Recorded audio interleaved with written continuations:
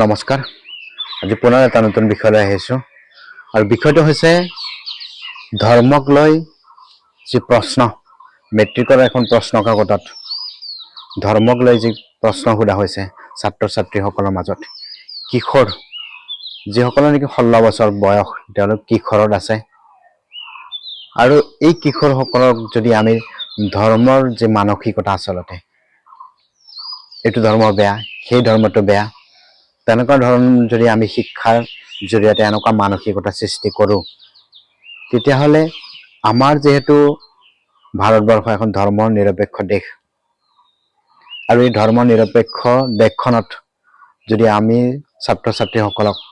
এনে ধৰণৰ শিক্ষা যদি দিবলৈ ওলাইছোঁ তেতিয়াহ'লে এনে এখন দেশ কিমান পৰ্যায়লৈ যাব পাৰে আৰু ইয়াৰ শাসকসকল কেনে পৰ্যায়লৈ যাব পাৰে আপোনালোকে চিন্তা কৰক। প্ৰশ্নটো এনে আছিলে যে এখন চিকিৎসালয়ত হিন্দুসকলক বিনামূলীয়াকৈ চিকিৎসা প্ৰদান কৰা হ'ব আৰু অন্য ধৰ্মৰ লোকসকলক চিকিৎসা খৰচ বহন কৰিব লাগিব। এনেকুৱা ধৰণৰ প্ৰথমবাৰৰ বাবে এই ভাৰতীয় জনতা পাৰ্টীৰ চৰকাৰখন থকাত সময়ছোৱাত আমি এনেকুৱা প্ৰথম মেট্ৰিকৰ যি সাধাৰণ জ্ঞানৰ প্ৰশ্নত এনেকুৱা ধৰণৰ প্ৰশ্ন আমি দেখিবলৈ পালোঁ য'ত সচেতন মহলক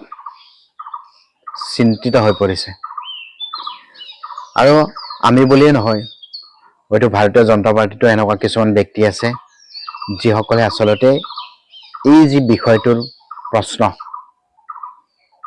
কিন্তু তীব্ৰ ভাষাৰে নিন্দা দিব তেওঁলোকে গৰিহণা দিব আৰু এনে ধৰণৰ বিষয়ৰ প্ৰশ্ন আচলতে এখন যি ভাৰতীয় সংবিধান আৰু সংবিধানত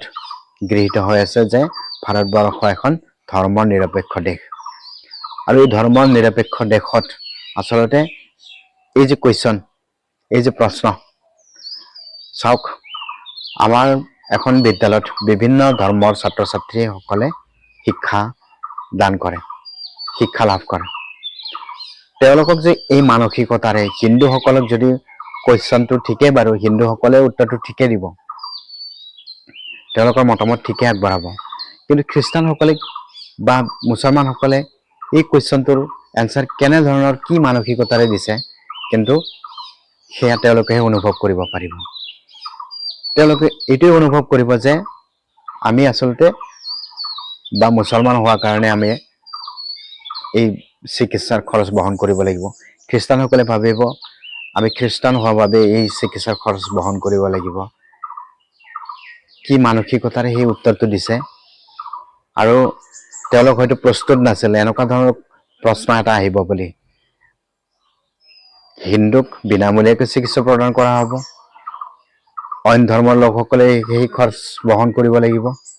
মানে কি আমি ডাইৰেক্ট তেওঁলোকক ধৰ্মৰ শিক্ষা দিব খুজিছোঁ নেকি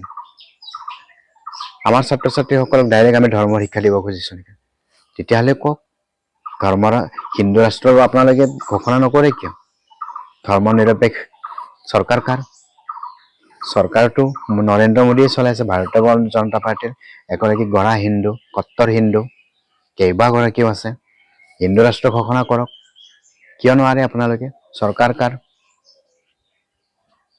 এনেকুৱা মানসিকতাৰ যদি প্ৰশ্ন সন্মুখীন হয় ছাত্ৰ ছাত্ৰীসকলে কেনে পৰ্যায়লৈ গৈছে আমাৰ দেশৰ যে শাসন ব্যৱস্থা সেয়া কিন্তু সন্দেহৰ বিষয় হৈছে আচলতে এনেকুৱা ধৰণৰ আশা সচেতন মহলে কেতিয়াও আশা কৰা নাছিলে যে শিক্ষাক ধৰ্মলৈ ৰূপান্তৰিত কৰিব বিচাৰিছে ধৰ্ম আমি জানো চবৰে নিজা নিজা ধৰ্ম আছে চবে নিজা নিজা ধৰ্মত শিক্ষা গ্ৰহণ কৰিব পাৰে যিহেতু আমাৰ দেশখন ধৰ্ম নিৰপেক্ষ এখন দেশ সকলে নিজৰ ধৰ্মক আগুৱাই লৈ যাব পাৰে সকলে নিজৰ কৃষ্টি সংস্কৃতি আগুৱাই লৈ যাব পাৰে এই বিষয়বোৰ আচলতে চাব লগাৰ সময় হৈছে এটা সময়ত কৈছিলোঁ যে হিন্দু মুছলমান সকলে ভাই ভাই এতিয়া কিন্তু এই বিভদকামী যিটো ৰাজনীতি আচলতে শিক্ষাৰ ক্ষেত্ৰতো হ'বলৈ ধৰিছে এইকাৰণে দুৰ্ভাগ্যজনক সময়ে কিন্তু ইয়াৰ প্ৰতিবাদ কৰিব কাৰণ আজি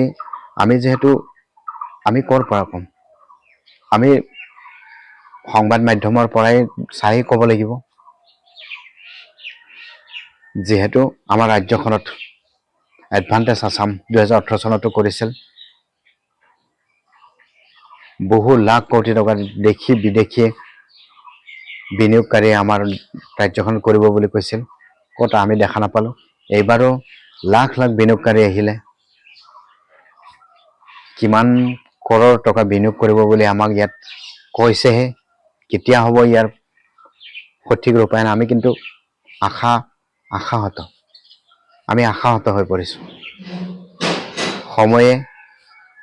ক'ব ইয়াৰ সঠিক উত্তৰ তো বিষয়টো আজি বেছি দীঘলীয়া কৰিব বিচৰা নাই আজিৰ বিষয় ইমানেই আছিলে তো যদিহে বিষয়টো কিবা ভাল লাগিছে বা কিবা ইনফৰ্মেটিভ যেন লাগিছে তেতিয়াহ'লে লাইক কমেণ্ট আৰু এটা ছাবস্ক্ৰাইব কৰি দিবলৈ নাপাহৰিব ধন্যবাদ